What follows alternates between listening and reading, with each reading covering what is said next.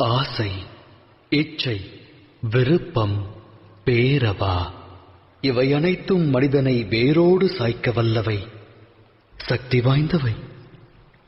மனித வாழ்வில் அடங்கியது யாதென எவரேனும் வினவினால் அதற்கான தம் விடை யாது? சற்றே சிந்தியுங்கள். ஆழ்மனதிடம் இவ்வினா எழுப்பினால் அது அட்சர லட்சணமாய் கூறும் ஆசை என்று. ஆசை யாரை விடும்? அது அனைவரின் மனதிலும் வேரை விடும், தம்மிலும் ஊற்றெடுக்கும். 8 திக்கையும் வென்றவர் உண்டு, விண்ணையும் மண்ணையும் ஆண்டவர் உண்டு. ஆனால் ஆசை வென்றவர் அண்டத்தில் இல்லை. ஆசையெனும் மோகத்தை தேடுவதன் மூலம் அனைவரும் அலைவர் அல்லும் பகலும்.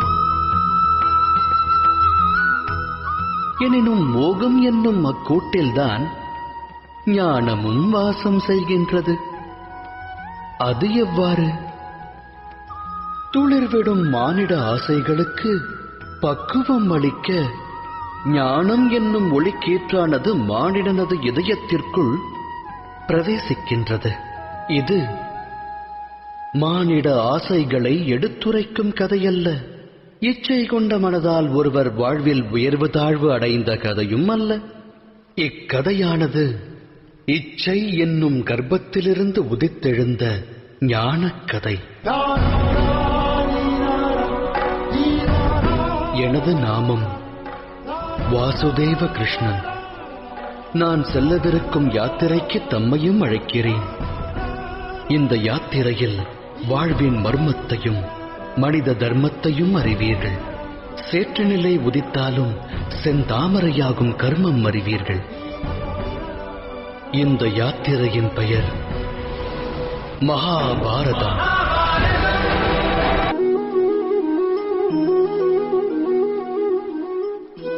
சந்ததியினர் சந்தோஷமாய் வாழ வேண்டும் என்பதே அகிலத்து பெற்றோர் அனைவரது அகத்திலும் உள்ள ஆசை. தம்மால் இவ்வுலகில் பிறந்த அவர்கள் அவரவர் கர்ம வினைப்படி எதிர்காலத்தை வரவேற்று எதிர்கொள்கின்றனர்.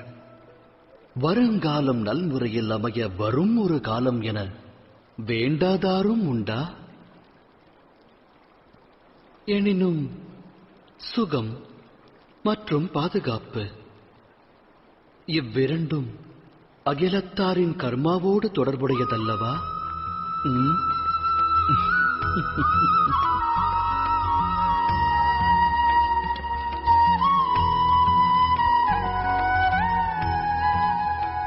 அகிலத்தில் ஓர் ஜீவனின் பிறப்பு வளர்ப்பால் பெரும் சிறப்பு.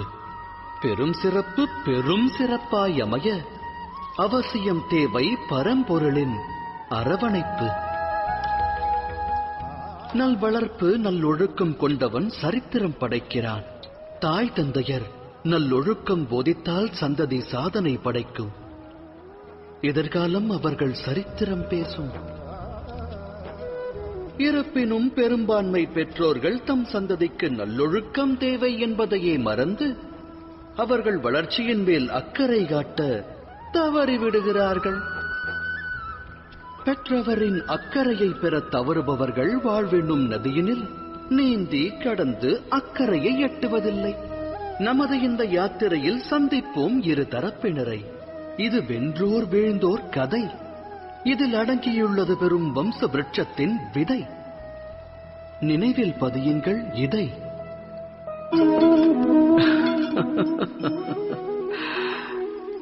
நிகழும் வாழ்வின் நிகழ்வு சிலரின் சிந்தனைகளை இதுபோல் சிதைத்து விடலாம்.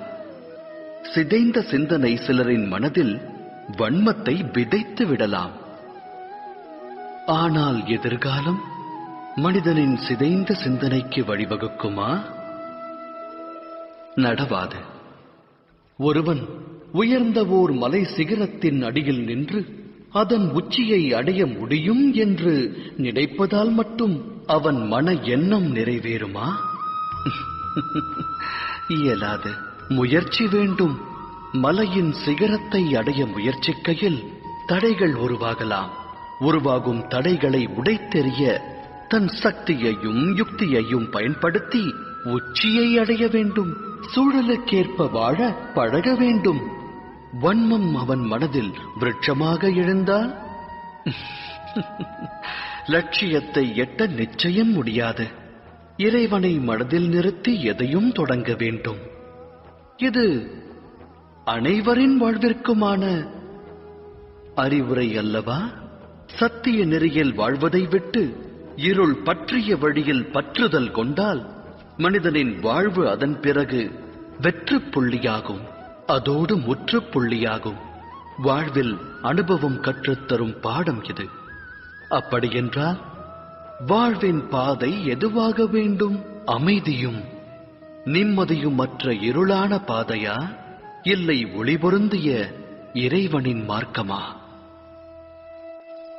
சிந்தித்து தேர்ந்தெடுங்கள்.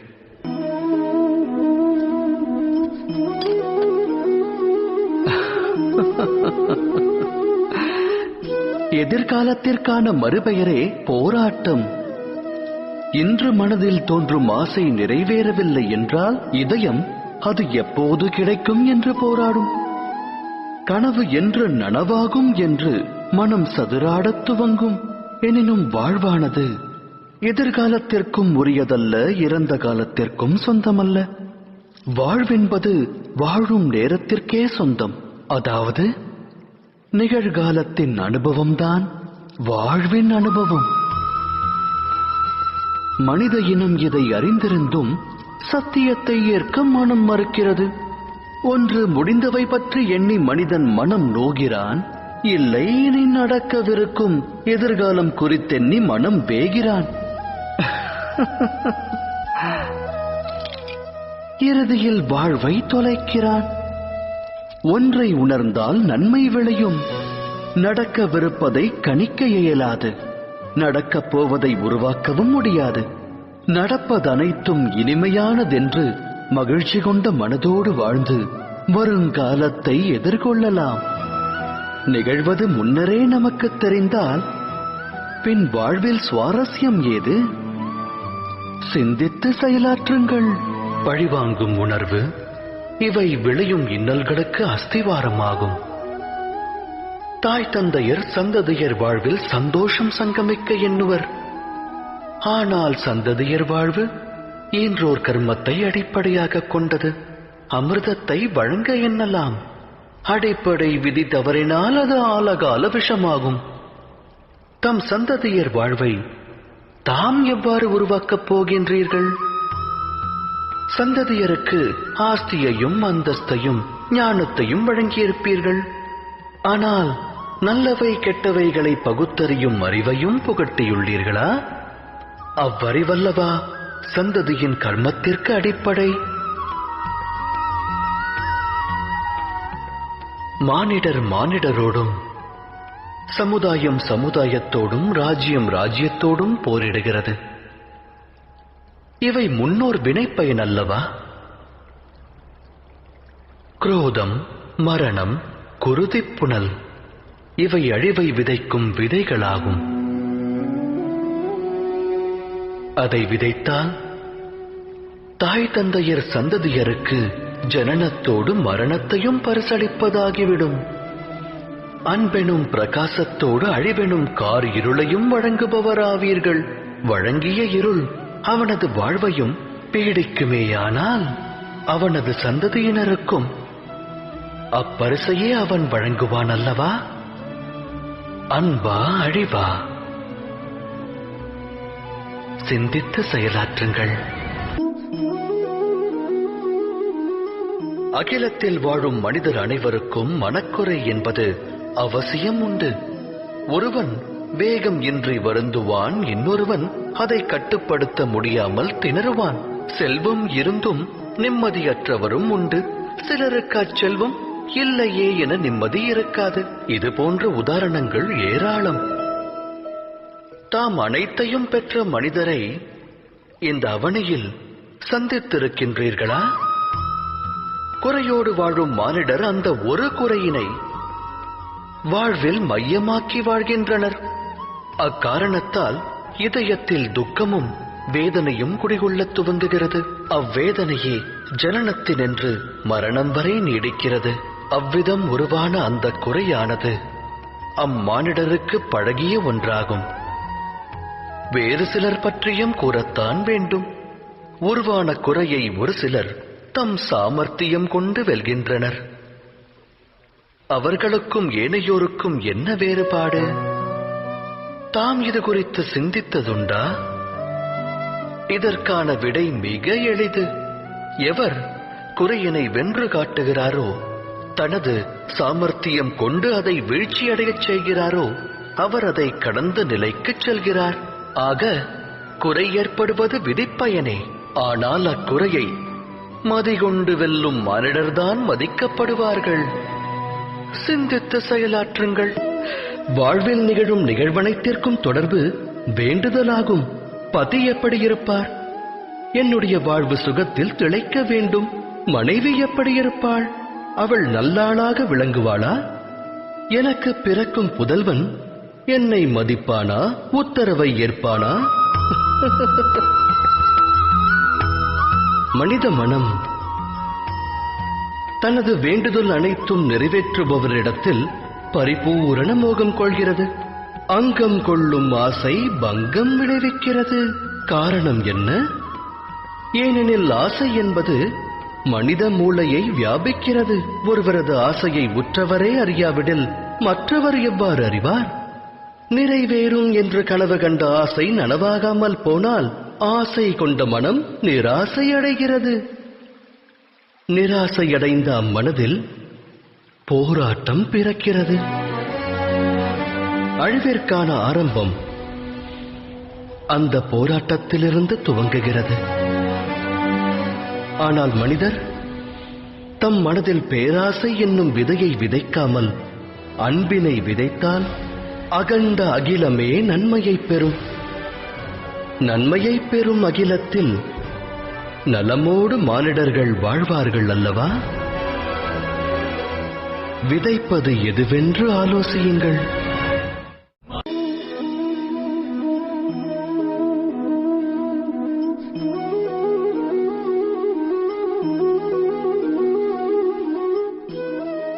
வாழ்வின் ஒவ்வொரு கட்டத்திலும் முடிவெடுக்கும் தருணம் உருவாகிறது. நடக்க வேண்டிய நிகழ்வுகளுக்காக முடிவெடுக்க வேண்டியது அவசியமாகிறது. அந்த முடிவும் தன்னுடைய தன்மையை வெளிப்படுத்துகிறது. மானிடர் தம் வாழ்வில் எடுக்கும் முடிவு இரண்டு விளைவுகளை விளைவிக்கும். நன்மையையும் உருவாக்கும், அது தீமையையும் வாரி வழங்கும். அது வேறொருக்கும் சக்தி படைத்தது. இன்னல் ஒன்று தோன்றுகையில் மனமானது சஞ்சலம் அடைகிறது. வேதனை மனதை வியாபிக்கிறது. முடிவெடுக்க வேண்டிய தருணம் யுத்தமாகிறது. மனித மனமானது யுத்த பூமியாய் மாறுகிறது. இக்கட்டான சூழலை போக்கும் உபாயத்தை மானிடர் தேடுவதில்லை. மனதினை சாந்தப்படுத்துவதற்கே அவர்கள் முயல்கின்றனர். ஆனால் ஓடிக்கொண்டே உணவருந்த இயலுமா என்ன? இயலாது. யுத்த களமாய் மாறிய மனிதனின் மனதால் சுத்த முடிவை எடுக்க இயலுமா?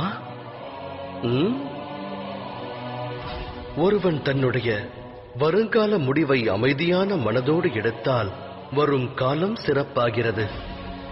அதே சமயம் மனதை அமைதியடையச் செய்ய வருங்கால முடிவை ஒருவன் எடுத்தால் அவன் வருங்காலம் புதிராய் மாறி முட்கள் நிறைந்த விருட்சமாகிறது. தாம் எடுக்க உள்ள முடிவு எது?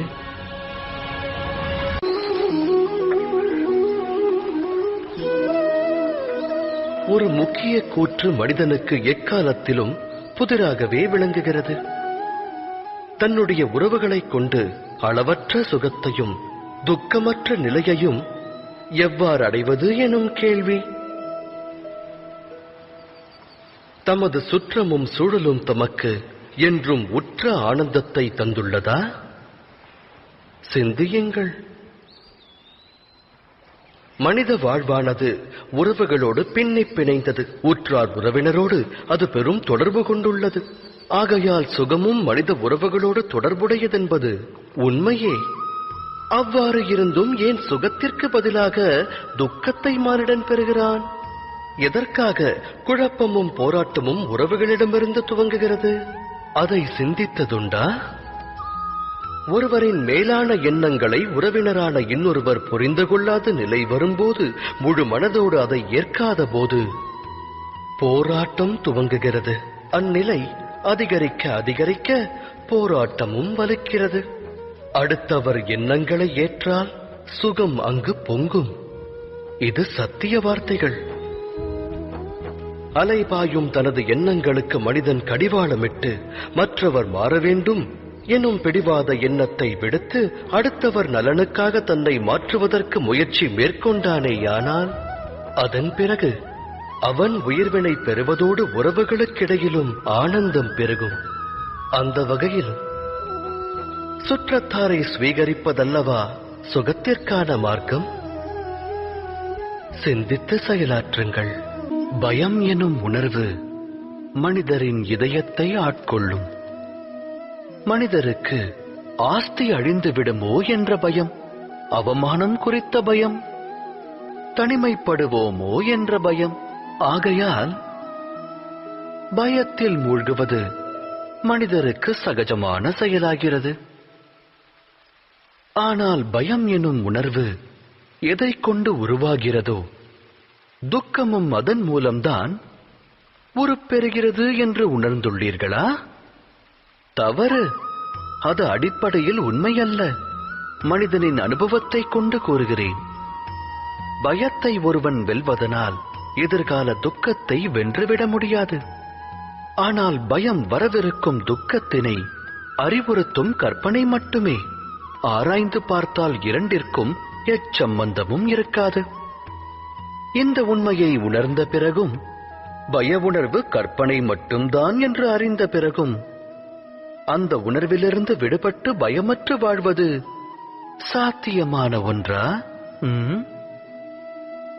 சிந்தித்து செயலாற்றுங்கள்.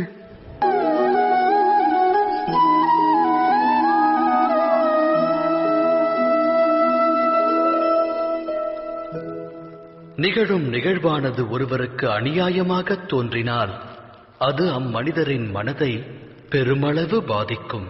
அகிலமே அம்மனிதருக்கு ஜென்ம விரோதியாக தோன்றும். அநியாயத்தின் பாதிப்பு எந்த அளவு பெருகுகிறதோ, ஒரு மனிதருடைய மனமும் அதே அளவு விரோதம் கொள்கிறது. நடந்த கொடும் நிகழ்விற்கு மனமானது நியாயம் வேண்டும். அவ்வேண்டுதல் தவறில்லை. அகிலத்தில் நிகழும் அநியாயங்கள் அனைத்திற்கும் பலனானது கிடைக்க வேண்டும், நியாயமானது பிறக்க வேண்டும். ஆனால் நியாயம் என்பதன் பொருள் என்ன? நியாயத்தின் அர்த்தம் என்ன? அநியாயம் செய்பவன் மனதில் இரக்கம் பிறக்க வேண்டும். அதை அனுபவிப்பவன் நடவடிக்கை அநியாயத்தின் பிரதிபலிப்பாய் மாறாதிருக்க வேண்டும். இதனால் நியாயம் விளையுமா? இரக்கத்தை இதயத்தில் இருத்தாதவன் நியாயத்தை விடுத்து பழிவாங்கும் உணர்விற்கு தலை வணங்குகிறான். வினையை கொண்டு வினையை விதைத்து வினையை அறுக்க முனைகிறான். அநீதி என்னும் மார்க்கத்தில் சென்று அநீதி கொண்டே நீதி வழங்கத் துடிக்கிறான். நியாயம் வழங்க புறப்படுபவன் விதிப்பயனால் அநியாயம் இழைக்கத் துவங்குகிறான். அநியாய கடலில் மூழ்குகிறான். நியாயம் பழிவாங்கும் உணர்விற்கிடையே சிறு வித்தியாசமே உள்ளது. அந்த வித்தியாசத்தின் பெயரே தர்மம். உண்மைதானே? சிந்தித்து செயலாற்றுங்கள். மனமொத்து வாழ முயற்சி மேற்கொள்ளும் அக்கணம் அம்மனங்களுக்கிடையில் ஏற்படும் பரஸ்பரம்.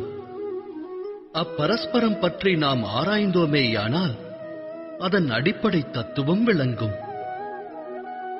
மனமானது மற்றோருக்கு வகுத்திருக்கும் ஒரு எல்லையை, விதித்த எல்லையை ஒருவேளை மற்றோர் கடக்க முற்பட்டால் அக்கணமே அவ்விடம் குரோதமானது உருவாகிவிடும். அந்த எல்லையின் பொருள் என்னவென்று தாம் சிந்தித்திருக்கிறீர்களா? ஒரு எல்லையை வகுத்து மற்றோரை நாம் முடிவெடுக்க அனுமதிப்பதில்லை. நம் முடிவை அவர்கள் ஏற்க வேண்டும் என்கிறோம். அதன் அர்த்தம் ஜகத்தில் அடுத்தவருக்கு எவரும் சுதந்திரம் தருவதில்லை. ஒரு மனதின் சுதந்திரத்தை பறித்தால் அவ்விடம் விளைவது என்ன? குரோதம் வேதனை அல்லவா? வகுக்கப்பட்ட எல்லை உடைக்கப்படும் போது வகுத்தவரின் மனமும் குரோதம் கொள்கிறது. நான் கூறுவது உண்மைதானே? ஒருவேளை மற்றொரு சுதந்திரத்திற்கு மரியாதை அளிக்கப்பட்டால் அதன் பிறகு எல்லை என்ற ஒன்றை வகுக்க வேண்டும் என்ற நிலை வராது. அவ்வாறு ஒரு நிலை உருவாக வேண்டுமெனில் மற்றொரு துன்பத்தை அனைவரும் உற்றார் துன்பமாக எண்ண வேண்டும். உதவி செய்யும் பாங்கை கொள்ள வேண்டும். சிந்தித்து செயலாற்றுங்கள்.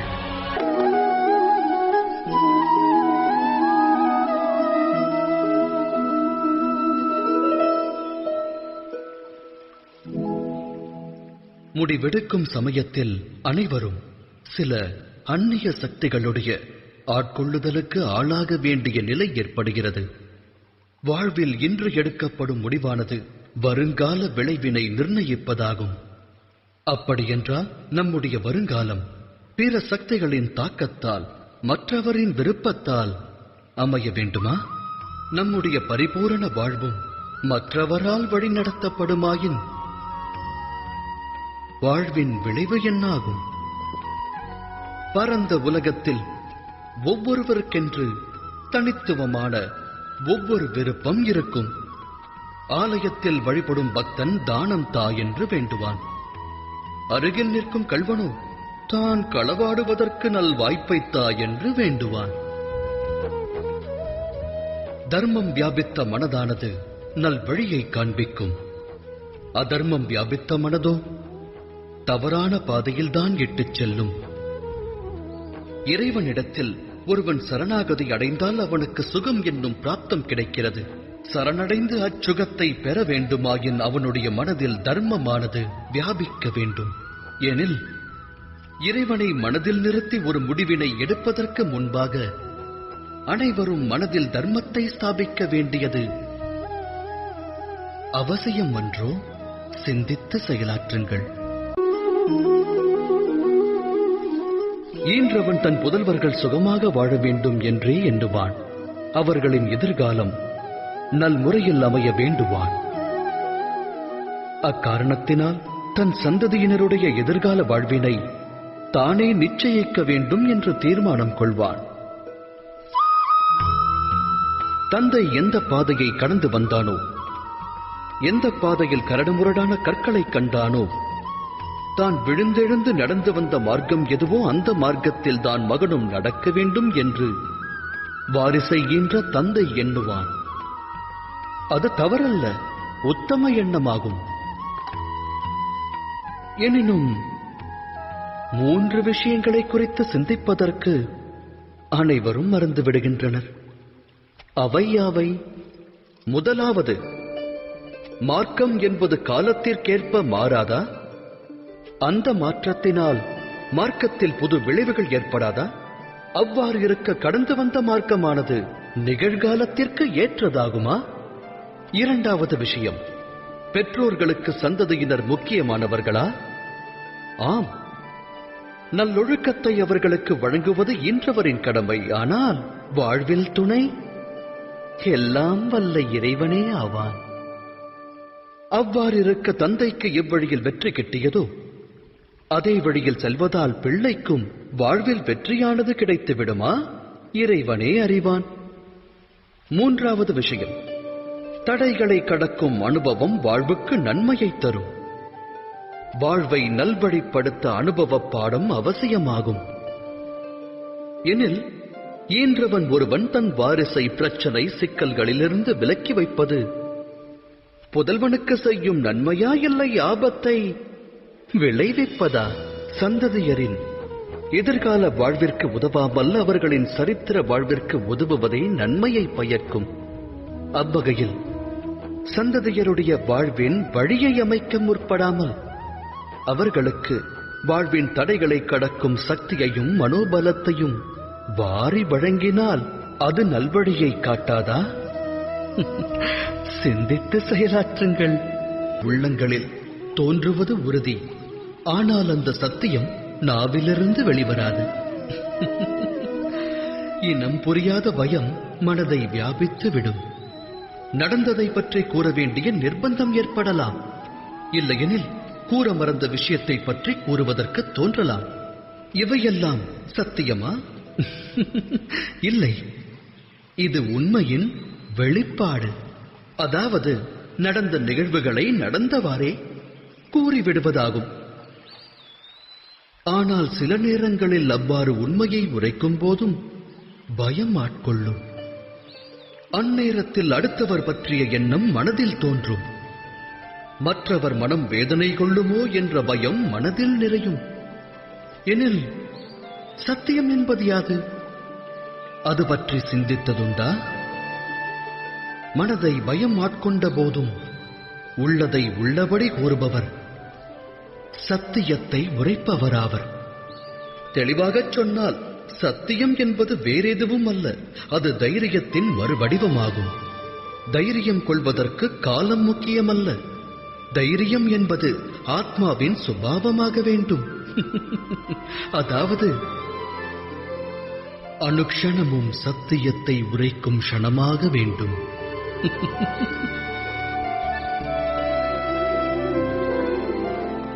சிந்தித்து செயலாற்றுங்கள். சுபத்திரை, மனிதர்கள் எப்போதும் தம்முடைய புத்தி மற்றும் சூழ்நிலையைக் கொண்டே அர்த்தத்தை உணர்கிறார்கள். மழை பொழிவை கண்டு மயில் நடனமாடும் சாதக பட்சிகளோ வேதனை கொள்ளும். கூறும் வார்த்தையின் உண்மையான அர்த்தத்தை புத்திமான் ஒருவனே சரியாக புரிந்து கொள்கிறார். தவறாக அர்த்தம் கொள்பவரால் அனர்த்தம் விளைகிறது. எனினும் சுபத்திரை, தர்மத்தின் அஸ்திவாரத்தை அறிய வேண்டும். தர்மம் 5 அஸ்திவாரங்கள் உடையது. ஞானம், அன்பு, நியாயம், சமர்ப்பணம் மற்றும் துணிவு. நீ ஜன்மித்ததன் காரணம் யாதென சற்று முன்னர் நீ வினவினாய். கேளுங்கள் யக்ஷராஜனே. வாழ்வென்பது யாதென்று கூறு, அதோடு மரணத்தின் அர்த்தம் என்ன?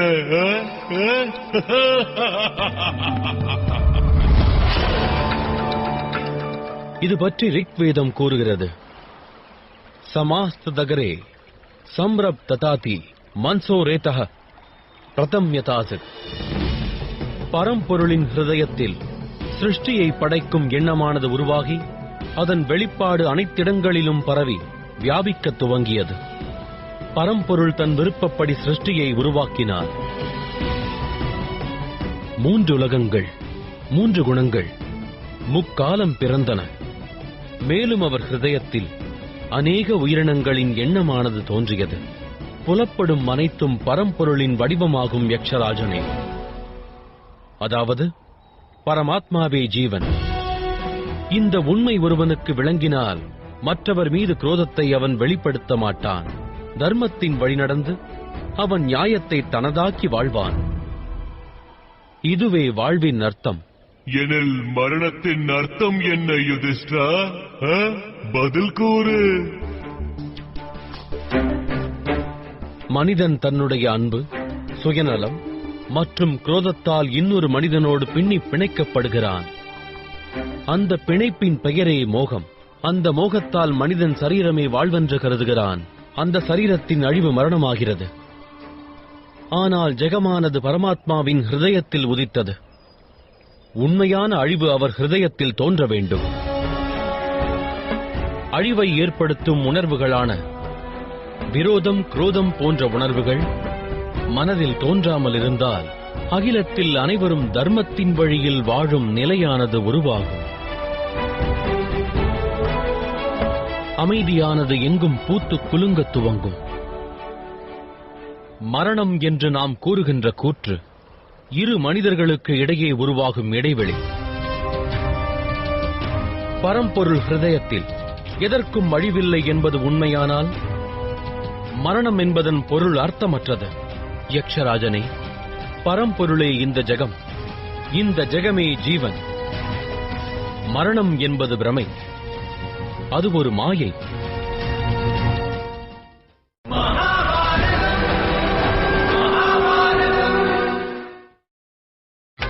நீங்கள் பார்த்துக் கொண்டிருப்பது உங்கள் விஜய். மரணம் என்பது பிரமை, அது ஒரு மாயை.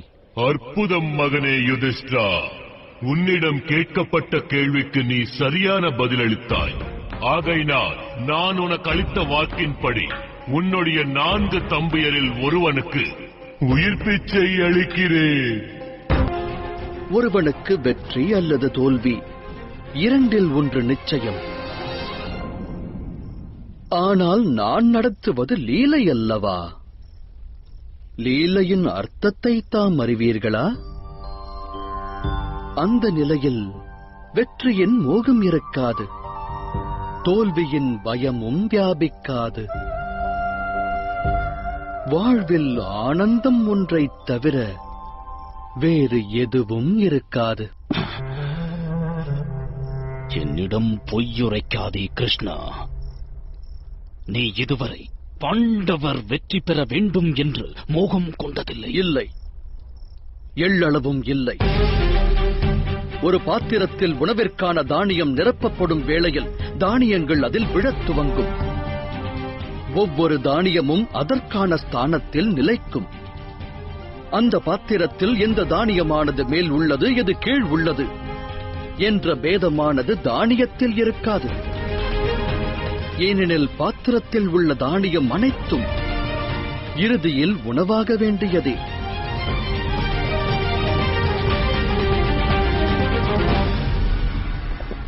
அகிலத்தில் வாழும் ஜீவராசிகளும் அவ்வாறே. மனிதர் என்னும் தானியங்கள் அவரவர் ஸ்தானத்தில் நிலைக்கின்றன. அதர்மம் சில மனிதரை மேலெழும்பச் செய்வதால் அவர்கள் காலனுக்கு முதலில் உணவாவார்கள். தர்மம் சில மனிதரை ரட்சிப்பதால் அவர்கள் காலனுக்கு பிறகு உணவாவார்கள். ஆனால் அனைவரும் காலனுக்கு உணவாக வேண்டியவர்களே. அடங்கியிருக்கும் மகத்துவம் 2. எப்போது, எவ்வாறு என்பது.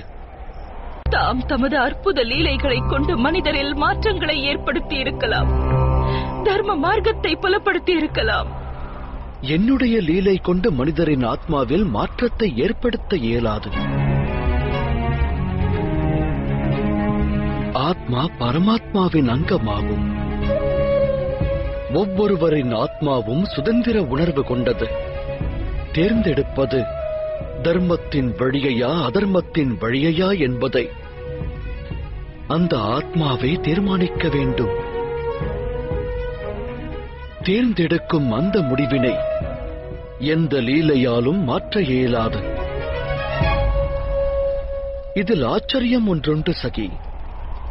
மனிதன் சுதந்திரமானவன், ஆனால் அவன் தன் அறிவை கொண்டு சிந்திப்பதில்லை.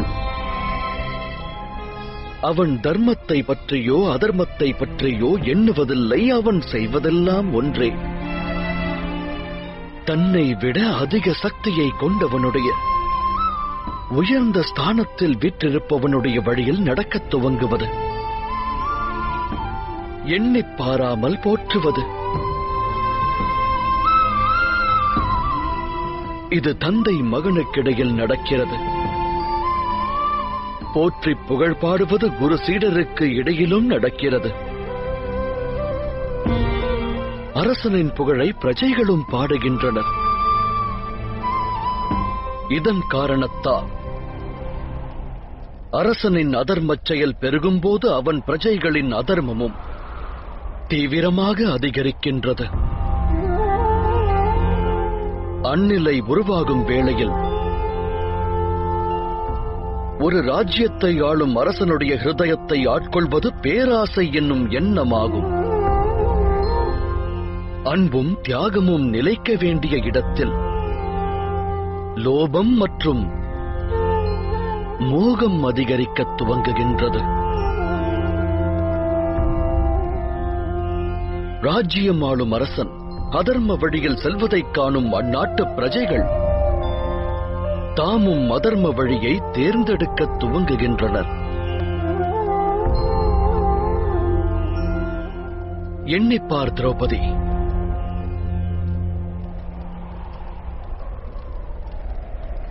மகதம், சேத், தாருஷ், குரு, காந்தாரம், பாஞ்சாலம், திரிகர்த்தம், சேதி, ஷெவி, விதர்ப்பம் போன்ற பெரும் ராஜ்யங்களில் எந்த ஒரு அரசனாவது இன்று தர்ம வழிதனில் நடக்கின்றானா? தன்னுடைய பிரஜைகளுக்காக தர்ம காரியத்தை ஆற்றுகின்றானா? ஒருவர் கூட இல்லையே.